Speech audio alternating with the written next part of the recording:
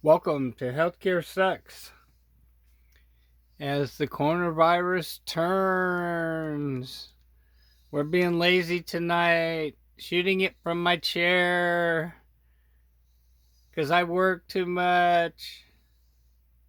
But I love you guys. Team 99. Team 99. Here we go, guys. Check this out. Belgians will only be allowed out for medical attention, to exercise, or to work in some businesses deemed essential, such as supermarkets and chemists. 10 people have died in Belgium. Meanwhile, Italy remains the worst hit country with another big surge in cases today. There are now more than 30,000 cases there. 2,500 people have died. Spain, which has locked down its 47 million inhabitants, saw cases increase to more than 11,000 cases. More than 500 people have died there. In Germany, Chancellor Merkel has banned religious services and venues, including clubs, bars, leisure facilities, zoos and playgrounds. They'll also be closed. Germany now has over 9,000 cases and 24 deaths from the virus. Well, Jenny Hill is in Berlin. Damian Grammaticus is in Madrid. But first, let's speak to Mark Lone, who is in Rome for us. And Mark, terrible death toll there today, but also thousands of people, 2,000 people in intensive care. Yeah, Sophie, the numbers really are shocking. Today, Italy's Prime Minister said this country had overcome fascism and world wars, but never more than now was there such a need for Italians to be united. He said that 10,000 medical students would have their final year exams scrapped so that they could move more quickly into the healthcare system and support doctors and nurses. Cases here are still soaring, but the rate of increase is the smallest now since the outbreak began. So possibly the containment measures are beginning to work. And if so, that could put pressure on other countries to copy Italy's approach more closely. Now, talking of those measures, from today, this is the updated form that we have to fill in for all movement around the country to certify that we are not in quarantine because of the virus, or if that we've tested that we are negative. That, in addition, of course, to the blanket closure of virtually all venues across the country. A week ago, Sophie, Italy was taking the most extreme approach in Europe, but now just look at how one by one so many other countries are following suit. And Damian Grammaticus in Madrid, also an extreme approach there. Spaniards locked down. Yes, exactly right, Sophie. And consider this. Spain, about a week ago, was pretty much where the UK is today. So just a couple of thousand cases. And in 7 days, that has soared sevenfold. So what we saw out on the streets today, similar. Police out there ordering people to go back home, stopping their cars, checking them. This is Madrid's biggest train station behind me. It's virtually deserted. And that Spain here, I think, is equally a sign that if you don't take measures quickly, you get this huge rise in cases. The restrictions here were only brought in yesterday. We now have 2,000 more cases just in the last day.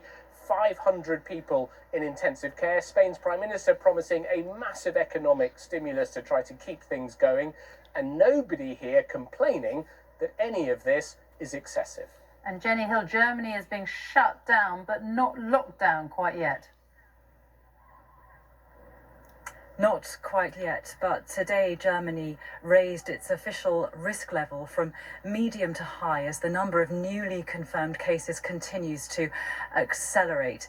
The health authorities up and down the country are bracing themselves. Here in Berlin today, they announced they're to turn a big exhibition centre into an extra hospital with 1,000 beds. The authorities have pretty much shut down every aspect of normal German daily life now, affecting leisure, religion, business. People are being told they should stay at home. They're being told they shouldn't go on holiday either in the country or abroad. The government is hoping that it can avoid following Spain, France and Italy into imposing a complete lockdown. They hope the current measures will be enough. But, people... With that, this is Healthcare Sucks. I got to tell you guys, I want to hear back from you what you think, but this is totally one world government, guys. I mean, yes, there's a reason for all this. There's a reason to be cautious. There's a reason to get prepared. There's reasons to do it. But if you've been doing this as long as I have, you don't see, or you do see, shall I say, the things that are going on behind the curtain of The Wizard of Oz. And that is, what a better way to bring on one world government and implement the total takeover and put people, shut down protests, keep people in their homes. Why, who knows what is going on in these countries? Who knows what's going on once you're locked down in your homes? This is not paranoia, guys. This is like real time. And it's in America too now, guys.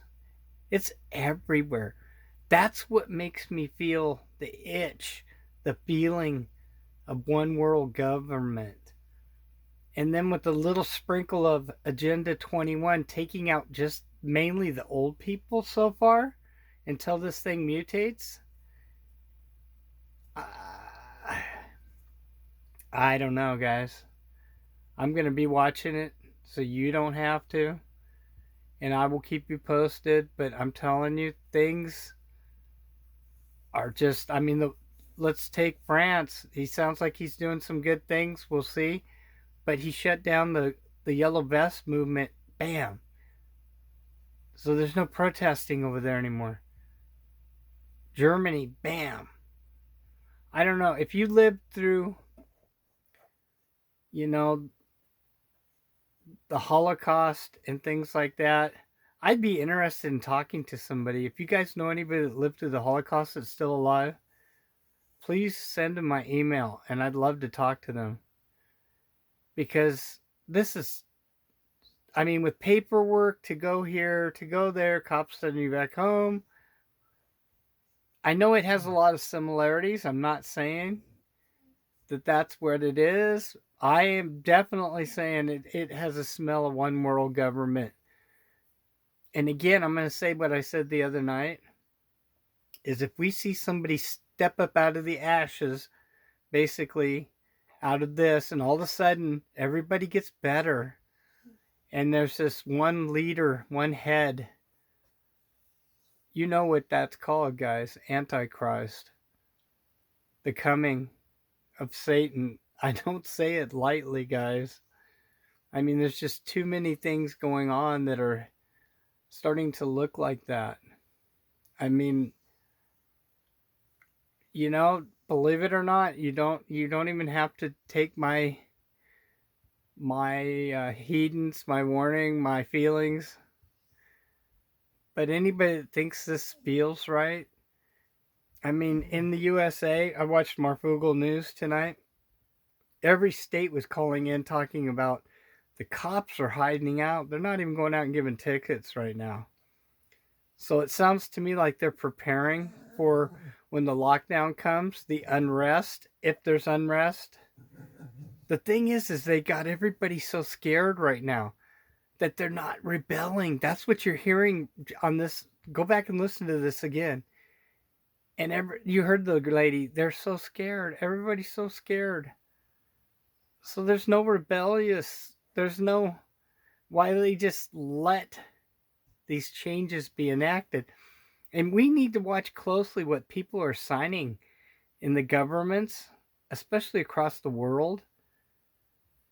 I mean, all of a sudden, pen and paper, you could have, we thought 9/11 was bad with Homeland Security takeover, thanks to Daddy Bush when he was still around. Yeah, let me tell you, Daddy Bush wanted to institute control over the other agencies, was his lifelong dream. And in one foul swoop, they created through Baby Bush, which, you know, the guy don't have a half a brain. Cheney and Daddy Bush ran that, we all know. But what happened was all of a sudden, bam, we got Homeland Security. It can oversee and do anything and control every other agency. Not a good feeling, guys. And now, several years down the road, they can tap our phones. They scared us, remember? We're so scared of terrorists. They can tap our phone. There's no freedoms anymore. There's cameras everywhere. There's 5G coming up. I mean, this is not paranoia, God. This is what I'm telling you right now is facts. Go back and watch things over the years. And with that, I'm going to do more videos. I'll probably shoot some shorter ones tonight just to keep up with what's out there. But I had to bring you this because it's been tearing at me while I've been working on some things that, and I said it in my last video, things just don't seem right. And I've got some of your emails. Thank you for emailing in, Team 99. And even if you don't think you're part of Team 99, we love you anyway. We consider you part of Team 99. And that goes no matter what group you're in or if you're just not a groupie. It's a joke. But we love you all. Stay safe.